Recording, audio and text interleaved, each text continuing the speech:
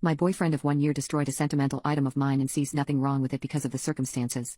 2 years ago, my sister died in a car accident. She was riding with a friend to the mall, the friend's parent was driving, and a teenage boy plowed through a red light while texting on his phone and hit the car my sister, Carrie, was in. Carrie died instantly and her friend, June, was in a coma for 3 weeks before her parents took her off life support. When Carrie passed, I was devastated and angry and just not in a good place. Carrie and I had been extremely close. Despite a 7-year age gap between us, we enjoyed a lot of the same shows, we went to concerts together, we volunteered together, and I took it upon myself to guide Carrie like any big sister would do. Our parents were extremely busy with work most days and Carrie and I would often cook together and do crafts when we weren't too busy with school work. Carrie wanted to be a NICU nurse when she grew up and I helped her find a volunteer position at a local hospital to help her gain some experience being around patients. In short, Carrie was my sister and best friend and when she passed, I was a mess. The last craft Carrie and I made together was a set of candles. We bought the wax at a local craft store and we both made each other a candle and decorated the jar it was in. That was the day before she died. At her funeral, Carrie was buried with the candle I made her. The candle Carrie made me sits on my desk next to my favorite picture of her and I together at the beach. Or it did,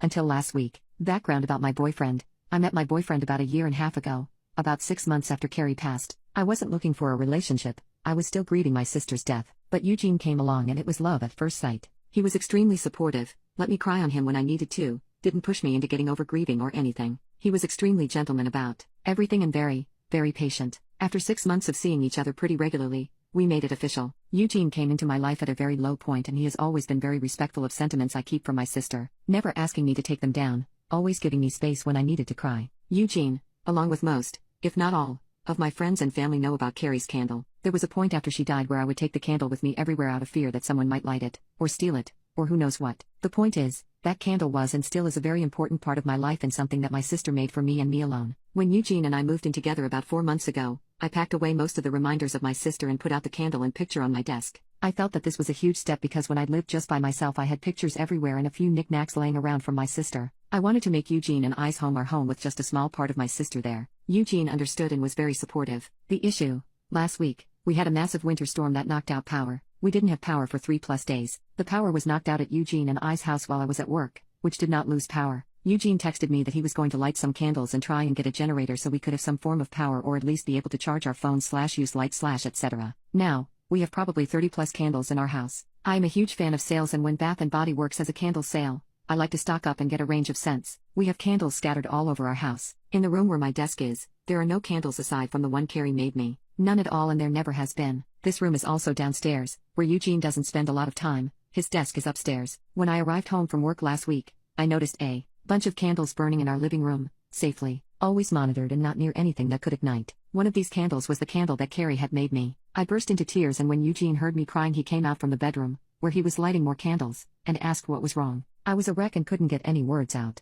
When he tried to calm me down, I shoved past him and locked myself in the room where my desk was and just cried. I don't know how he could be so stupid. He knew and I thought he understood how sentimental the candle was and how much I cherished having a candle that my now deceased sister had spent time making with me just a day before she died. I haven't been able to speak to Eugene since it happened, Tuesday of last week. He has tried to explain why he did it, because he needed candles to be able to see but I just can't wrap my head around it. He hadn't gotten into the large candle stash I have upstairs right by the living room where Carrie's candle was but went downstairs, out of the way to grab the most sentimental, cherished item I have. The candle was burning most of the day while I was at work and is now melted and pretty much gone. I do still have the jar it was in but I can't look at it without bursting into tears. Reddit. What do I do? Eugene says it was an accident but I just don't believe that. He said he was getting around to lighting the candle surplus we have upstairs but just hadn't gotten there yet, after being home 6 hours alone with no power. I am heartbroken and feel like this is a major slap in the face. I feel disrespected. I feel like he disrespected my sister. I just don't know what to do. I don't feel like I can forgive him for this. Can or should I try to work past this? Update. My original post was the day before Thanksgiving. Eugene and I had planned to spend Thanksgiving with my parents but that did not end up happening. On my way home from work,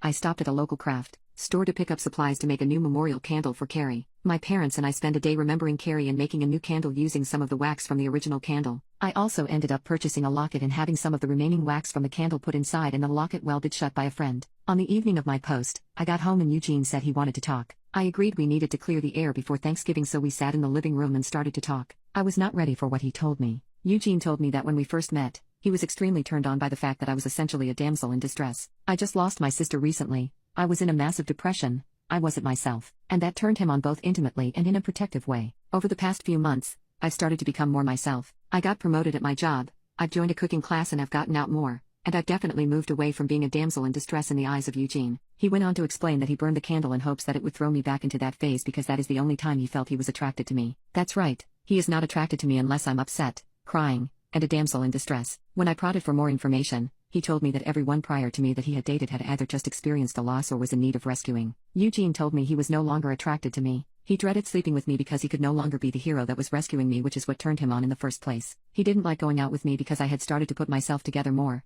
like not just wearing a t-shirt and jeans like I did when depressed, and that attracted the stares of other men that he saw as a threat, taking away his damsel in distress. Eugene had a whole laundry list of things he hated doing now because I wasn't in a funk anymore. I told him if that was the case then we needed to break up. He agreed and said he would go stay with a friend until he could make new living arrangements. My name is the only one in our house and I told him I would give him 60 days to vacate the house, which he agreed was fair. Over the past few weeks, I've spent a lot of time with my parents and with close friends. I don't really feel like I've been dumped or broke up with someone. I just feel like me. Carrie's candle sits on my desk where the original was and I wear the locket every day.